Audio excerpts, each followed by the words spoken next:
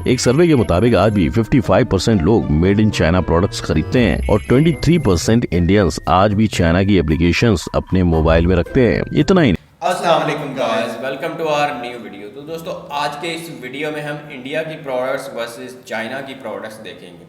जैसा कि आप जानते हैं कि हमने काफ़ी कंपैरिजन किए पाकिस्तान वर्सेस इंडिया के, उनके अंदर इंडिया ज़्यादातर ऊपर ही रहा है। तो आज के इस वीडियो में हम चाइना वर्सेस इंडिया का प्रोडक्ट सिस्टम देखेंगे। क्या इंडिया चाइना से भी ऊपर है या फिर नीचे है, और इनके अंदर कितना कंपैरिजन है, आइए समझते हैं आज के इस वीडियो में। Let's go.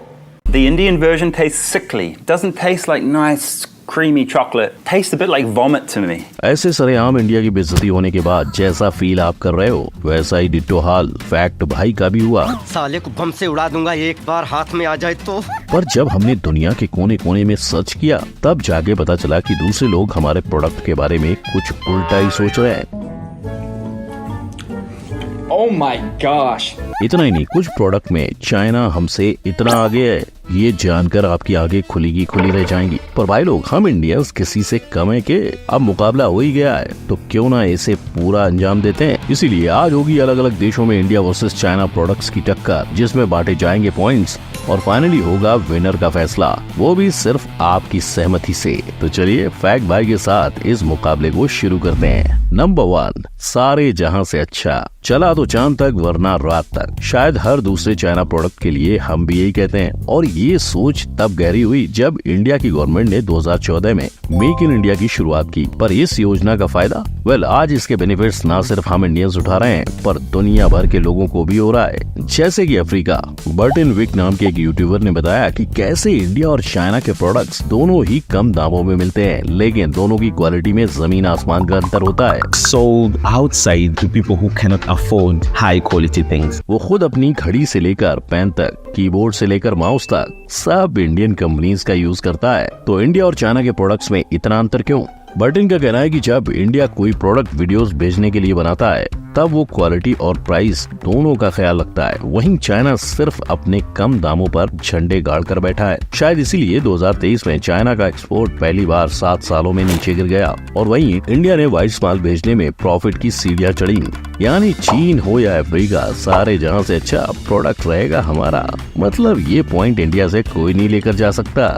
नंबर 2, सबसे बेहतर कौन? जी ये बताइए, आपको क्या लगता है क्वालिटी में कौन से मुल्क की प्रोडक्ट ज्यादा बेहतरीन है, चाइना या फिर इंडिया? इंडिया। इस पाकिस्तानी लड़की को एक सेकंड भी नहीं लगा ये कहने में कि इंडिया की प्रोडक्ट क्वालिटी चाइना से बेहतर है। और न सिर्फ ये, पर पाकिस्तान का हर दूसरा इंसान के मुंह से आप इंडियन प्रोडक्ट्स की तारीफ ही सुनोगे। शायद इसीलिए आज पाकिस्तान के लाहौर में लिटिल इंडिया बसा हुआ है, जहां पाकिस्तानी आवाम को सारे इंडियन प्रोडक्ट्स मिल जाते हैं। यहाँ कॉस्मेटिक्स से लेकर सर के तेल तक पाकिस्तान के अंदर सब मौजूद है। इन्हें इंडियन प्रोडक्ट से इतना लगाव है कि कईयों ने तो हमारी कॉपी भी निकाल दी। Tell me which is real and which is fake. We have Darbur here and we have Darbura. वही पाकिस्तान के अंदर आपको चाइनीज प्रोडक्ट्स भी उतने ही दिखेंगे। अब चाहे चाइना कॉपी क्यों ना बनाता हो, लेकिन पाकिस्तान के अंदर फिर भी उसकी होलसेल बिक्री होती रहती है। और मानो कोई इस होलसेल सिटी में चाइना के प्रोडक्ट नहीं खरीदना चाहता तो वो पाकिस्तान की यू बाय वेबसाइट से खरीद सकता है। वैसे भी चाइना और पाकिस्तान का इम्पोर्ट एक्सपोर्ट का व्यापार काफी अच्छा है। वहीं इंडिया ने 2019 में पाकिस्तान से सारे ट्रेड बंद कर दिए थे, तो इसीलिए फैक्ट भाई ये पॉइंट पाकिस्तान के दोस्त चाइना को देना चाहेगा। नंबर 3, एक कदम आगे। जून 2020 ये वो क्षण था जब भारत ने चाइना के सारे प्रोडक्ट्स को बैन करने की ठानी, जिसकी शुरुआत चाइनीज एप्लीकेशन से हुई और धीरे धीरे पूरी चीज आत्मनिर्भर भारत पे तब्दील हो गई। लेकिन इन सारे ऐप्स के बीच अली एक्सप्रेस जैसी ऐप भी बैन हुई, जो कि इंडियंस को कम दामों में प्रोडक्ट्स बेचती थी। इसका दुख शायद नितिन अग्रवाल को ज्यादा होगा। इन भाई साहब ने अली एक्सप्रेस से सामान मंगाया था 2019 में, लेकिन बैन की वजह से न सामान आया और न ही पैसा रिफंड मिला। लेकिन 2023 में अग्रवाल जी ने ट्वीट करके बताया कि उनका पार्सल उन तक 4 साल के बाद पहुंच चुका है। झुक के रहना पड़ेगा मेरे आगे,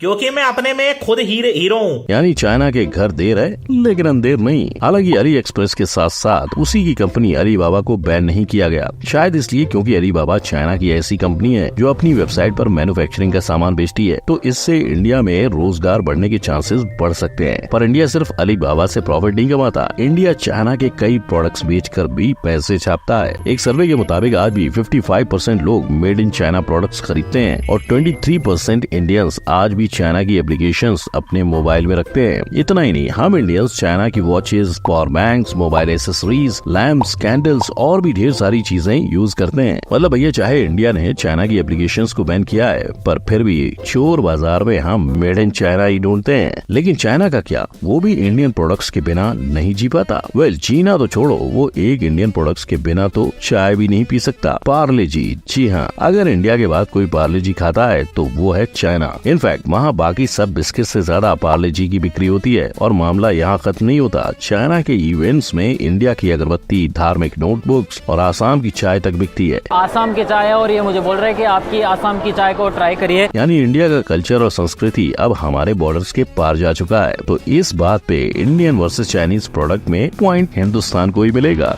नंबर 4, चल कनाडा चलते हैं। फ्रूटी कैना के 7 लोकेशंस हैं कनाडा में। फ्यांशु नीचे मेंशन कर देगा कि कौन से सिटीज में फ्रूटी कैना के स्टोर्स हैं। ये सारे हैं अचार, यहाँ पे अचार भी मिलते हैं, तुम्हें वो टेंशन लेने की भी जरूरत नहीं, यू विल गेट एवरीथिंग। अब कनाडा ये शब्द सुनकर आपके सामने क्या आता है?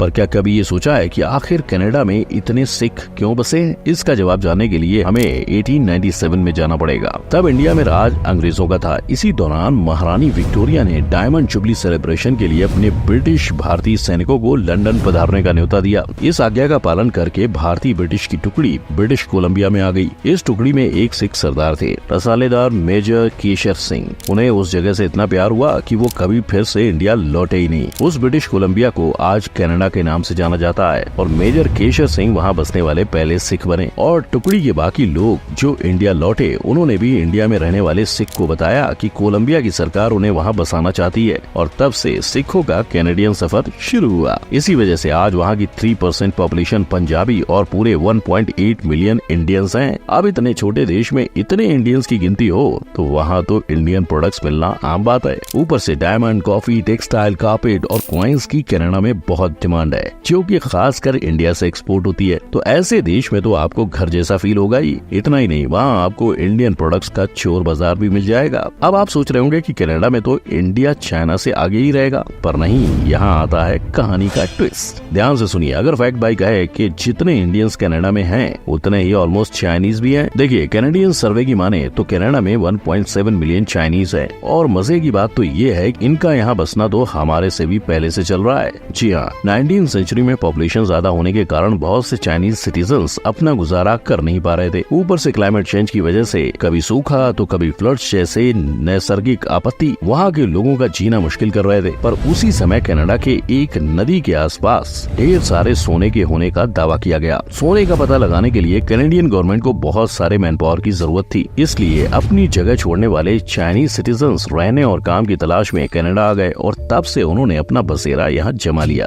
धीरे धीरे ये संख्या इतनी बड़ी कि आज जितने वहाँ इंडियंस हैं उतने ही चाइनीज। अब बताओ, ऐसे almost same to same population में आखिर कौन सी कंट्री की चीजें ज्यादा बिकती होंगी? तो भाई लोग, अब आता है असली क्लाइमैक्स। एक्चुअली जब चाइनीज लोग कनाडा में सोना ढूंढने के काम में जुड़ गए, तब बहुत टाइम तक सोना न मिलने पर वहाँ के कॉन्ट्रैक्टर अपनी जगह छोड़कर निकल गए। पर काम कर रहे वर्कर्स में कुछ चाइनीज दल ने फिर भी खोदना जारी रखा और फाइनली उन्हें वहाँ सोना मिल गया।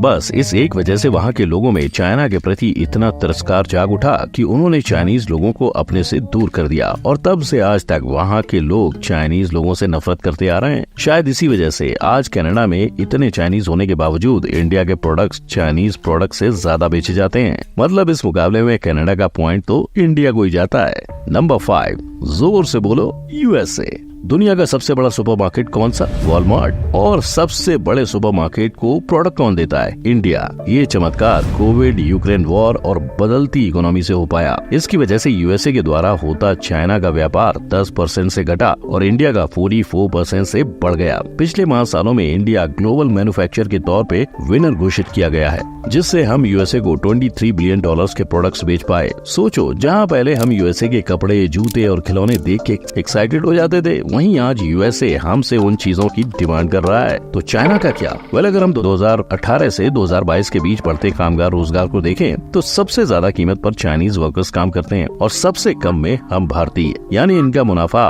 हमें काम देकर ही होता है। वहीं अगर हम यूएसए में बिकते इंडियन प्रोडक्ट्स को भी देखें तो भैया वो भी कमाल कर रहे हैं। उनके मुंह में पार्ले जी जाने के बाद फिर मुंह सिर्फ उसकी तारीफ करने के लिए ही खुलता है। भाई लोग, अब पार्ले जी के लिए पॉइंट तो इंडिया को ही जाना चाहिए, राइट? तो भाई लोग, अब बारी आती है विनर की। अगर हम सब कंट्री के रिव्यू मिलाकर देखें तो चाइना के आगे इंडिया का पड़ला भारी तो है। शायद इसीलिए इंडिया को विनर घोषित करना गलत नहीं होगा, लेकिन फिर भी ये काम फैक्ट भाई आपके हाथ में थमा रहा है। अब भाई लोग, आपके हिसाब से इस मुकाबले में गाइस, ये कंपैरिजन आपने देखा, इसके अंदर जो कि बातें बताई गई वो 100% एक्यूरेट हम नहीं कह सकते। उसकी वजह ये है कि चाइना की जो प्रोडक्ट्स हैं वो पूरी दुनिया में फैलती हैं, क्योंकि सबसे ज़्यादा इंपोर्ट जो होती है वो पाकिस्तान के अंदर होती है और उसके बाद इंडिया के अंदर भी जाती है।